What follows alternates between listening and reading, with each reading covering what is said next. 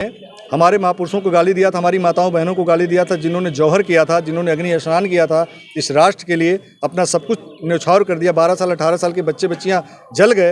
यशस्वी प्रधानमंत्री जी ने सवर्णों को 10% आरक्षण दिया, खुशी की लहर हुई। की स्थापना हो रही थी तो हमारे पूर्वजों ने 512 से ज़्यादा रियासतें दी थी, लाखों एकड़ ज़मीन दिया था, पूरी कोठियाँ हवेली दे दी थी। क्या उस समय किसी की सरकार थी? किसी के पास तलवार था तो हमारे समाज के पास था। हमारे सवर्ण आयोग का एक गठन करिए जिसमें कि तमाम सवर्ण समाज के लोग वंचित हैं, पीड़ित हैं, वो किसी फोरम पर नहीं जा पाते, तो कम से कम वो किसी फोरम पर जाएं और अपनी बात को रख सकें। बनारस में EWS सरलीकरण को लेकर कड़ी सेना की तरफ से प्रेस वार्ता किया गया और सरकार को जो है कि चेतावनी दी गई कि अगर हमारी शर्तें नहीं लागू की गई तो हम देश भर में आंदोलन करेंगे। राकेश जी, आज आप बनारस में प्रेस वार्ता किए और उसमें जो कई मांग की कि जैसे कि EWS में विसंगतियाँ हैं, क्या कुछ आपकी मांगे हैं, क्या कुछ कमियाँ रही हैं? हमारी मांग ये है कि 12 जनवरी 2019 को देश के यशस्वी प्रधानमंत्री जी ने सवर्णों को 10% आरक्षण दिया, खुशी की लहर हुई। लेकिन उन्होंने उसमें शर्तें लगा दी और शर्तें लगाया सवर्ण समाज के बच्चों के ऊपर लगा दी कि जिसके पास 5 एकड़ ज़मीन होगी EWS की श्रेणी में नहीं आएगा, जिसके पास 1000 वर्ग फीट में मकान होगा EWS की श्रेणी में नहीं आएगा, जिसके पास 8 लाख रुपए की इनकम होगी पूरे परिवार की।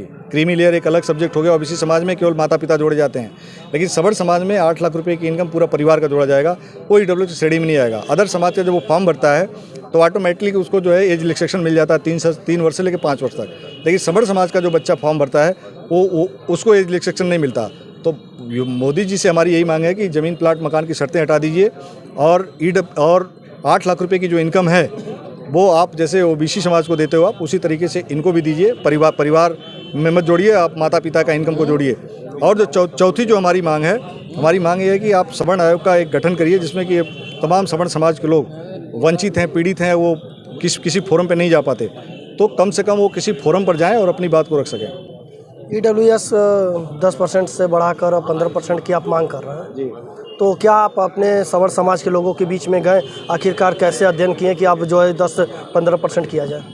देखिए, हम सवर्ण समाज ये 15% जो आरक्षण की बात है ये पिछले काफ़ी समय से चल रही है कि पहले तो चल रहा था विसंगतियाँ दूर करें, लेकिन अब जब 15% की बात, अब सभी समाज के जो वरिष्ठ जन हैं उस समाज के सभी लोगों से मैं मिल रहा हूँ, सभी से बातचीत चल रही है और सभी ने मिल करके निर्णय लिया कि 10% नहीं, अब इसको 15% किया जाए और जो शर्तें हैं इसको सरकार हटाए। तो हम लोग निर्णय ले चुके हैं कि अब 15% इसे लेकर के रहेंगे। आंदोलन की अब चेतावनी दी है, क्या इस मसले को लेकर सरकार से भी कुछ वार्तालाप हुई? सरकार से कोई वार्तालाप नहीं हुई। सरकार से वार्तालाप अगर हो जाती तो शायद ये आंदोलन करने की नौबत नहीं आती। हम लोगों ने सरकार को, भारत के प्रधानमंत्री, राष्ट्रपति, राज्यपाल, उपराष्ट्रपति, मुख्यमंत्री और डिप्टी CM दोनों सभी को पत्र लिखे, फ़ोन किए कि अपॉइंटमेंट मिल जाए, हम अपनी बात रख सकें, लेकिन कहीं से कोई वो हमको आशा की किरण नहीं दिखी। उसके बाद अपने सवर्ण समाज के तमाम जो नेता हैं उनसे हम लोग मिले, उनसे उम्मीद रखे कि ये हमारी बात को पहुंचाएंगे, क्योंकि सदन में जाते हैं, ये मुख्यमंत्री प्रधानमंत्री से मिलते हैं, लेकिन इन लोगों ने भी कोई मदद नहीं की। और आए दिन रोज़ कोई न कोई बच्चा डिप्रेशन में जा रहा है, कोई न कोई बच्चा सुसाइड कर रहा है, वो पीड़ित बच्चे हैं और कहीं न कहीं उन्होंने कोई एग्ज़ाम दिया नहीं, कोई कंपटीशन दिया नहीं और आपने कोई वैकेंसी निकाली नहीं और बच्चे ओवरेज हो गए। और कट ऑफ की जहाँ तक बात आती है कि अगर किसी का कोई भी वैकेंसी में, कोई भी नौकरी में किसी का 95% आता है, 95% कट आता है, अगला 92 पाता है, 45 वाला हो जाता है, वो डिप्रेशन में चला जाता है कि मैंने इतनी मेहनत की, इतनी पढ़ाई की, हम 92% आए, 95% आए, हमारा नहीं हो, अगले का हो गया। तो किस तरह का इस भेदभाव है? आप प्रतिभा को आगे ले जा करके देश को बढ़ाना चाहते हैं या क्या करना चाहते हैं? तो मोदी जी से यही निवेदन है कि भेदभाव कम करिए। सवर्ण समाज के बच्चे भी इसी देश के हैं, आपके बच्चे हैं, उनके साथ भेदभाव नहीं होना चाहिए। चुनाव के समय अक्सर एक नारा जो है कि चर्चा में आता है कि जितनी जिसकी संख्या उतनी उनकी हिस्सेदारी। बांट दें, हिस्सेदारी बांट दें। तो हम तो कह रहे हैं कि हमारे पूर्वजों ने 512 से ज़्यादा रियासतें दिया था। जब ये विलय हुआ था, जब ये लोकतंत्र की स्थापना हो रही थी, तो हमारे पूर्वजों ने 512 से ज़्यादा रियासतें दी थी, लाखों एकड़ ज़मीन दिया था, पूरी कोठियाँ हवेली दे दी थी।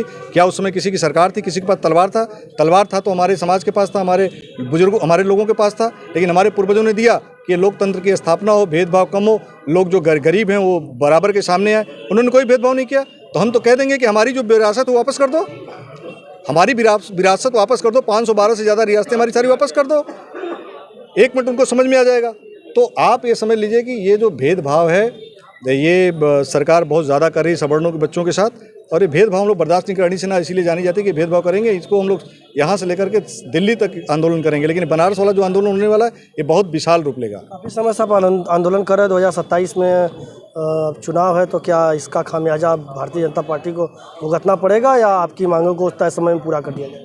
भुगतना बिल्कुल पड़ेगा। रामजी लाल सुमन ने विरोध किया था, हम लोग रामजी लाल सुमन ने बोला था तो आपने देखा ही था। इसके पहले पुरुषोत्तम रूपाला मोदी जी के मित्र ने गुजरात में हमारे महापुरुषों को गाली दिया था, हमारी माताओं बहनों को गाली दिया था, जिन्होंने जौहर किया था, जिन्होंने अग्नि स्नान किया था, इस राष्ट्र के लिए अपना सब कुछ न्यौछावर कर दिया। 12 साल 18 साल के बच्चे बच्चियाँ जल गए, उसके लिए इन्होंने अभद्र टिप्पणी की। मोदी जी के मित्र ने, जो मंत्री था, कुछ नहीं बोले, लेकिन एक आंदोलन शुरू हुआ गुजरात से और उत्तर प्रदेश तक आया। और क्या लोकसभा के चुनाव में हुआ आपको पता है, तो आने वाले 2027 में भी पता चल जाएगा।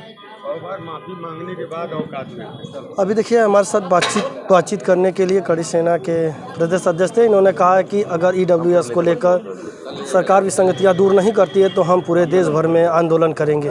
मिलते हैं अगले खबर के साथ, तब तक के लिए नमस्कार, धन्यवाद।